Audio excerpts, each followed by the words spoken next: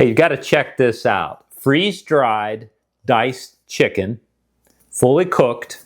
I just opened the can. Comes with this little plastic lid. And I mean, it's amazing. I've never seen anything like it. They're like marshmallows. They're completely dried out. It says 30-year taste guarantee. Take all of this and make one meal. 10 cups of boiling water into the can. Stir carefully and cover. Wait 5 minutes. Stir again. Reseal.